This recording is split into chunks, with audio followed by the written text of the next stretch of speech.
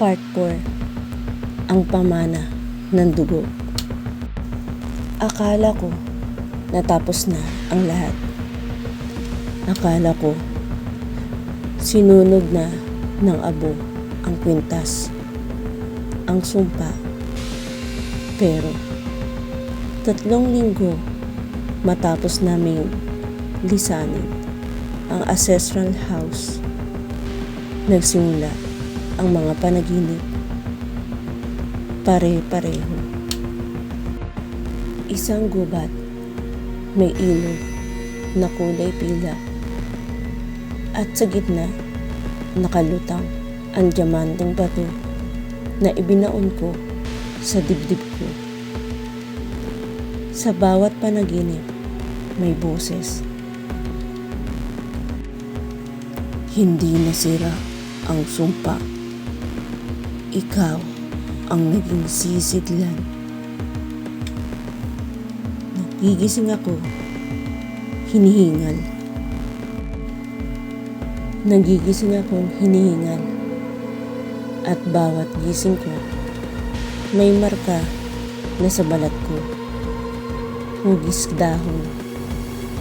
Pareho ng marka ni Maribel noon. Isang gabi, dumalaw sila Maribel at Clara sa apartment ko sa Manila. Hindi sila nagsalita agad, pero nakita ko sa mga mata nila ang takot. Nauna si Clara. Ate, napapanaginipan mo rin ba sila? Hindi ko na kinakailangang magtanong kung sino. Sumunod si Maribel. May mga bulaklak na tumutubo sa kwarto ko tuwing madaling araw. Tapos, nawawala. Nagkatitigan kaming 3. Sana nagustuhan nyo ang ating kwento ngayon. Sa mga bago pa lang sa ating channel, maaaring po bang pa-like, subscribe, share, and comment. Maraming salamat po. Doon namin naintindihan. Hindi natapos. Lumipat lang sa dugo namin. Hindi na panaginip nang muli ko siyang nakita. Si Iskarel, nakatayo sa balkonahe ko, parang usok na nagkaroon ng anyo. Mas malinaw kaysa dati, mas makapangyarihan. Mas lalo kang gumaganda, kabiyak. Bulong niya. Hindi ako sasama sa'yo. Sagot ko. Ngumiti siya. Hindi mo kailangan. Nasa'yo na ang puso ng hiyas. Doon ko naramdaman may kumikislap sa loob ng dibdib ko. Hindi sugat, kundi liwanag. Unti-unti kang magiging isa sa amin, sabi niya. Kapag nangyari yun, hindi ka na maaaring bumalik. Paano ko mapipigilan? Sigaw ko. Lumapit siya. At bakit mo pipigilan kung ako ang iyong tadhana? At sa unang pagkakataon, hindi lang takot ang naramdaman ko, kundi paghila. Parang may bahagi ng kaluluwa ko gustong sumama. Sana nagustuhan nyo ang ating kwento ngayon. Sa mga bago pa lang sa ating channel, maaaring po bang pa-like, subscribe, share, and comment. Maraming salamat po. Ang huling ritual. Hinukay namin ang lihim na kasaysayan ng pamilya. Sa tulong ng isang matandang albularyo sa bundok, nalaman namin ang katotohanan. Ang diamanteng pintas ay hindi alahas. Isa itong sisidlan ng puso ng isang engkantong hari.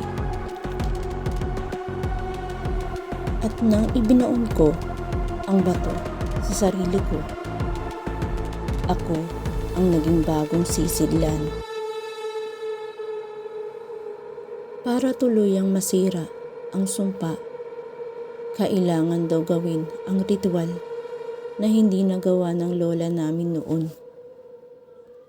Sana nagustuhan nyo ang ating kwento ngayon. Sa mga bago pa lang sa ating channel, maaaring po bang palike, subscribe, share, and comment. Maraming salamat po. Ang kabiyak na tao ay kailangan pumatay sa kabiyak na engkanto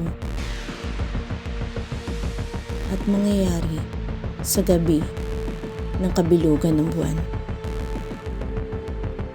Ibig sabihin, kailangan kong patayin si Iskarel, ang nilalang na sa kabila ng lahat ay nagsimulang mahalin ako. Hanggang dumating ang araw. Isang gabi ng kabilugan ng buwan, bumalik ako sa gubat mag-isa. Pero alam kong naghihintay siya at tama ako. Nasa balete siya kung saan namin siya unang nakita. Alam kong darating ka, sabi niya, para patayin ka. Sagot ko. Hindi siya nagalit, ngumiti lang. Kung yan ang pipiliin mo, tatanggapin ko. Lumapit siya. Hinawakan ang pisngi ko. Mainit ang kamay niya, hindi tulad ng inaasahan kong malamig. Sana nagustuhan nyo ang ating kwento ngayon. Sa mga bago pa lang sa ating channel, maaaring po bang palike, subscribe, share, and comment. Maraming salamat po. Sa 1,000 taon kong pag-iral, ngayon lang ako natutong magmahal ng tao. Nanlambot ang tuhod ko. Ito ang tunay na pagsubok. Hindi kwintas, hindi mana, hindi pagpatay sa minamahal. Ang pagwawakas ng sumpa. Itinaas ko ang punyal na ibinigay ng albularyo diretso sa puso niya. Pero bago ko ibaon, hinawakan niya ang kamay ko. At kung may paraan, pareho tayong mabubuhay. Biglang nagliwanag ang dibdib ko. Lumabas ang diamanteng bato, lumulutang sa pagitan namin. Piliin mo, sabi niya. Durugin mo iyan. Mawawala kaming pareho. Itira mo. Magiging isa ka sa amin. Tumingin ako sa kanya. Tumingin ako sa kanya. Sa mga alaala. Sa mga kapatid ko. Sa mundo ko. At doon ko naunawaan ang tunay na destiny love. Hindi pala kami itinadhana para magsama, kundi para palayain ang isa't isa. Sana nagustuhan nyo ang ating kwento ngayon. Sa Sa mga bago pa lang sa ating channel, maaari po bang palike, subscribe, share, and comment. Maraming salamat po. Dinurog ko ang bato. Sumabog ang liwanag. Narinig ko ang sigaw ng buong kagubatan at ang huling bulong niya. Sa susunod na buhay, hahanapin kita. Lumipas ang 1 taon. Normal na ulit ang buhay. Wala nang sumpa, wala nang marka, wala nang panaginip. Hanggang sa isang gabi, habang naglalakad ako sa parke, may lalaking lumapit. Matangkad, maputi, may gintong mata. Ngumiti siya, parang pamilyar. Miss, kilala ba kita? Tanong niya. Hindi ko alam kung bakit, pero tumibok ng mabilis ang puso ko. At sa hangin may bulong. Ang tadhana umiikot lang. Ngumiti ako.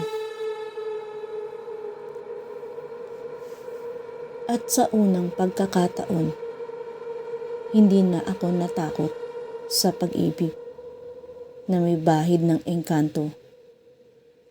Dahil alam kong kahit sumpa, kapag itinadhana ay babalik. Sa tamang panahon, sa tamang buhay, at sa tamang pag-ibig. Wakas. Mga kaibigan, maaari ba kayong mag-iwan ng comment tungkol sa ating kwento? Sa mga bago pa lang sa ating channel, maaari bang pa-subscribe, like, share, and comment? Maraming salamat sa inyong pagsuporta. Ang kwentong Kababalaghan.